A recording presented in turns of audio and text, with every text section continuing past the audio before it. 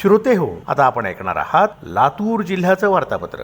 लातूर जिल्हा परिषदेवर भाजप राष्ट्रवादी महायुतीचं वर्चस्व, अवकाळी पाऊस आणि गारपिटीनं बळीराजा हवालदिल, रब्बी पिकांचं मोठं नुकसान आणि आखाती युद्धाचं सावट, दुबईत अडकलेले 23 लातूरकर सुखरूप, जिल्ह्यात गॅस तुटवड्यामुळे प्रशासनाची कडक पावले. या आणि इतर घडामोडींविषयी आमचे वार्ताहर शशिकांत पाटील यांनी पाठवलेली ही माहिती.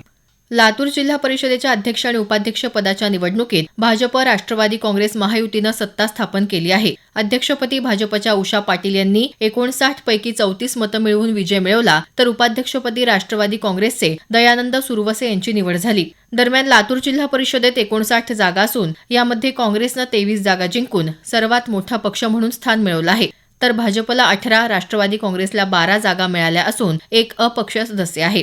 भाजप आणि राष्ट्रवादी काँग्रेस या महायुतीतल्या घटक पक्षांसह अपक्षाच्या पाठिंब्यामुळे जिल्हा परिषदेत महायुतीची सत्ता स्थापन झाली आहे. जिल्ह्यातल्या 10 पंचायत समित्यांच्या सभापती निवडीत मोठ्या राजकीय घडामोडी पाहायला मिळाल्या. रेणापूर पंचायत समितीमध्ये भाजपनं मनसेला पाठिंबा दिल्यानं मनसेच्या मोनिका सूर्यवंशी या लातूर जिल्ह्यातल्या पहिल्या मनसे सभापती ठरल्या आहेत. अहमदपूरमध्ये सहकार मंत्री बाबासाहेब पाटील यांचे सुपुत्र सूरज पाटील यांची बिनविरोध निवड झाली, तर निलंगा आणि देवणीत भाजपचं वर्चस्व कायम राहिलं. या महिन्यात लातूर शहरासह जिल्ह्यात अवकाळी पावसानं आणि गारपिटीमुळे शेतकऱ्यांचं मोठं नुकसान झालं. निलंगा, अहमदपूर आणि औसा तालुक्यात गारांच्या वर्षावामुळे काढणीस आलेला गहू, ज्वारी आणि हरभरा या पिकांना फटका बसला. या रब्बी हंगामातील पिकांसोबतच आंबा, टोमॅटो आणि चिकू बागांचंही या नैसर्गिक आपत्तीमुळे मोठ्या प्रमाणात नुकसान झालं.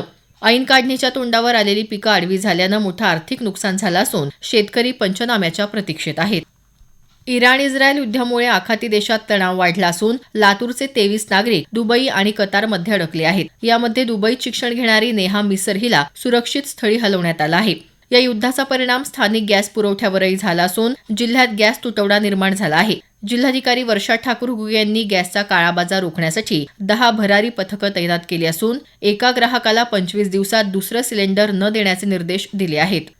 जागतिक क्षयरोग दिनानिमित्त लातूरमध्ये क्षयमुक्त भारत अभियानाअंतर्गत जनजागृती रॅली काढण्यात आली. जिल्ह्यातील अतिजोखीम असलेल्या भागात 100 दिवसीय विशेष शोध मोहीम राबवली जाणार आहे. या मोहिमेत संशयित रुग्णांची तपासणी करून त्यांना मोफत औषधोपचार पुरवले जातील.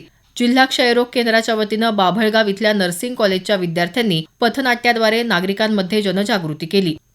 छत्रपती शिवाजी महाराज महसूल अभियानाअंतर्गत अहमदपूर तालुक्यातल्या किनगाव इथं आयोजित समाधान शिबिराला नागरिकांचा उत्स्फूर्त प्रतिसाद मिळाला. या शिबिराचं उद्घाटन सहकार मंत्री बाबासाहेब पाटील यांच्या हस्ते झालं. या कार्यक्रमात नागरिकांना डिजिटल सातबारा दुरुस्ती, अंत्योदय कार्ड, राष्ट्रीय कुटुंब अर्थसहाय्य योजनेची मंजुरी, संजय गांधी योजना प्रमाणपत्र आदींचं वितरण करण्यात आलं. लातूरचं आराध्य दैवत श्री सिद्धेश्वर देवस्थानच्या 73व्या यात्रा महोत्सवाची 15 दिवसानंतर 2 मार्च रोजी सांगता झाली. महाशिवरात्रीपासून सुरू झालेल्या यात्रेत भाविकांनी मोठी गर्दी केली होती. जागतिक महिला दिनानिमित्त आयोजित महिला क्रिकेट स्पर्धेत विविध क्षेत्रातील महिलांनी आपला क्रीडागुण दाखवला. या स्पर्धेत एकूण 10 संघ सहभागी झाले होते.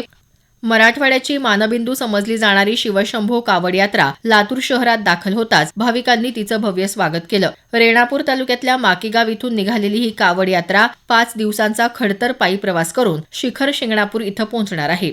लातूर इथं महाविधी सेवा शिबिर आणि शासकीय योजनांच्या महामेळाव्याचं उद्घाटन मुंबई उच्च न्यायालयाच्या औरंगाबाद खंडपीठाचे न्यायमूर्ती तथा लातूर जिल्ह्याचे पालक न्यायमूर्ती S.G. चपळगावकर यांच्या हस्ते झालं. सामाजिक न्यायाची संकल्पना प्रत्यक्षात आणणं हा या मेळाव्यांचा मूळ उद्देश असल्याचं त्यांनी सांगितलं. लातूर पॅटर्नचे जनक, ज्येष्ठ पुरोगामी विचारवंत, नांदेडच्या स्वामी रामानंद तीर्थ मराठवाडा विद्यापीठाचे संस्थापक कुलगुरू तथा माजी राज्यसभा खासदार डॉ. जनार्दन वाघमारे यांचं लातूर इथं निधन झालं. ते 92 वर्षांचे होते. लातूर इथं आयोजित श्रद्धांजली सभेत त्यांच्या वैचारिक वारशाचं जतन करण्यासाठी भव्य स्मारक उभारण्याची मागणी मान्यवरांनी केली. सामाजिक, शैक्षणिक आणि राजकीय क्षेत्रातील त्यांच्या योगदानाची आठवण यावेळी विविध वक्त्यांनी करून दिली. लातूर जिल्ह्यात रमजान ईद अत्यंत उत्साहात आणि सामाजिक सलोख्याच्या वातावरणात साजरी करण्यात आली. मुख्य ईदगाह मैदानावर हजारो मुस्लिम बांधवांनी सामूहिक नमाज अदा केली.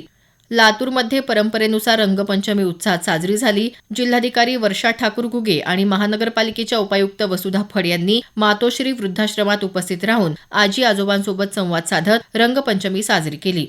लातूर जिल्ह्याचं वार्तापत्र आताच आपण ऐकलं. या वार्तापत्राचे लेखक होते शशिकांत पाटील. जिल्हा वार्तापत्राचा हा कार्यक्रम आकाशवाणी छत्रपती संभाजीनगर केंद्राच्या प्रादेशिक वृत्त विभागाने सादर केला.